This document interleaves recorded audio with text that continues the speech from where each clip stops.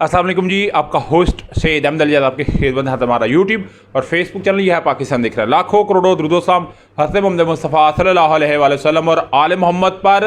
तहरीक इंसाफ के चेयरमैन इमरान अहमद ख़ान नई सबका वज़ीर-ए-आज़म इस्लामी जमहूरियत पाकिस्तान, उनकी एक दरख्वास्त थी कि नैब में जो तरमीम की गई हैं, जो नैब 2022 नैब तरमीम थी, वो बिल्कुल काल अदम करार देनी चाहिए। वो बिल्कुल आइन कानून के मुनाफी है। वो पाकिस्तानी अवाम के जो है वो हकूक़, उनके जो असल पाकिस्तानी इमाम का पैसा था उस पर डाका है। तो सुप्रीम कोर्ट के अंदर जी इसकी समाअत थी और सुप्रीम कोर्ट में जो समाअत थी उस समाअत में बाकायदा तौर के ऊपर 3 रुकनी ये बेंच था जो इस चीज़ की समाअत कर रहा था। अभी 3 रुकनी बेंच ने बाकायदा तौर के ऊपर 2-1 का फैसला आ चुका है और 2-1 के फैसले में नैब तरमीम को कल अदम करार दे दिया गया है।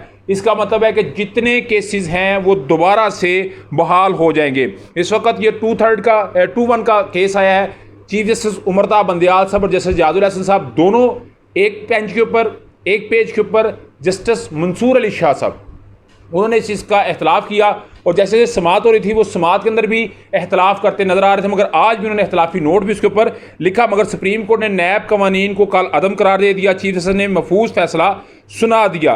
फैसला कसरत राय से दिया गया। चीफ जस्टिस की सरबराही में 3 रुकनी खसूसी बेंच ने 5 सितंबर को फैसला महफूज किया था। नैब कवानीन में तरमीम से मुतल्लिक केसेस में 54 समातें हुई थी। साबका हुकूमत की जानिब से नैब तरमीम को PTI के चेयरमैन ने चैलेंज किया था। महदूम अली खान ने नैब तरमीम के हक़ में, जबकि ख्वाजा अरस ने मुखालफत में दलाइल दिए थे। सुप्रीम कोर्ट ने नैब तरमीम से मुतल्लिक मुख्तलिफ फैसला सुनाया है। तफसीली फैसला कुछ ही देर बाद जारी होगा, मगर याद रखिएगा इसके बाद सिचुएशन जो है वो एकदम बदलेगी। अभी इसमें नवाज शरीफ साहब क्या वो पाकिस्तान वापस आएंगे? नहीं आएंगे। जो उनकी 21 नवंबर की डेट थी वो वापस नहीं आएंगे, क्योंकि बहुत बड़े केसेस का आगाज होने जा रहा है।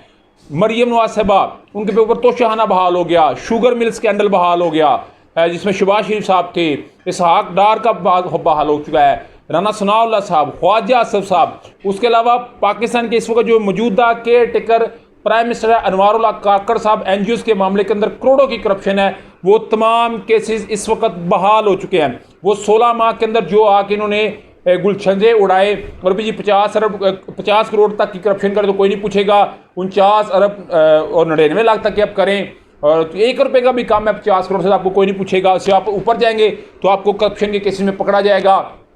इतनी किस्म की तरमीमें हुई थी कि लोग स्टक हो चुके थे, लोग माउफ उनका माइंड हो चुका था कि एक वो शख्स जिसके ऊपर फर्द जुर्म सुबह आयद नहीं है वो आपका वज़ीर-ए-आज़म बन जाता है। एक वो शख्स जिसको सुबह फर्द जुर्म आयद नहीं है वो मुल्क का पंजाब का वज़ीर-ए-आला बन जाता है, वो 12 करोड़ अवाम का रिप्रेजेंटेटिव बन जाता है। एक वो जो 25 करोड़ अवाम का रिप्रेजेंटेटिव बन जाता है। आज सुप्रीम कोर्ट ने जाते जाते जो चीफ जस्टिस उमर अता बंदियाल साहब, उन्होंने मंजी ठोक दी है। उन्होंने तमाम केसेस को बहाल कर दिया। नैब ने तमाम फरिश्ते तैयार कर लिए हैं और इन तमाम फरिश्तों के अंदर पीपल्स पार्टी के बहुत सारे लोग हैं और इस वक्त सक्खर के अंदर 100 के करीब, तो सक्खर के अंदर केसेस बहाल हो गए हैं। 100 के करीब अदालतें हैं जिन्होंने अपने आप को ऑफिशियल कर लिया है, वो इस वक्त इस पर काम उन्होंने शुरू कर दिया। आज ही काम शुरू कर दिया है। 100 के करीब जो है वो इस वक्त खसूसी अदालतें कायम थी नैब की, उन्होंने अपना काम शुरू कर दिया। 7 दिनों में सुप्रीम कोर्ट ने कहा है कि इसके ऊपर आप दोबारा से इन केसेस को चलाएंगे, जहाँ से ख़त्म हुए थे वहीं से दोबारा शुरू होंगे। इसका मतलब है वो अभी जो थे ना बड़े बड़े ख्वाब और बड़े खास के जब बिल पास होता है तो किसी की ग्लासेस गिर जाती हैं, इसी खुशी में वो तमाम लोग अभी इस रडार पे आएंगे। और जो ये बात करते थे ना जी कि पाक फौज ने सिर्फ तहरीक इंसाफ को रगड़ा दिया हुआ है, उनको डंडा दिया हुआ है, उनकी मंजी ठोकी जा रही है, तो याद रखिएगा इस वक्त PDM सारी की सारी रडार पे है, मौलाना फजल रहमान रडार पे है, नून लीग रडार पे है, पीपल्स पार्टी रडार पे है।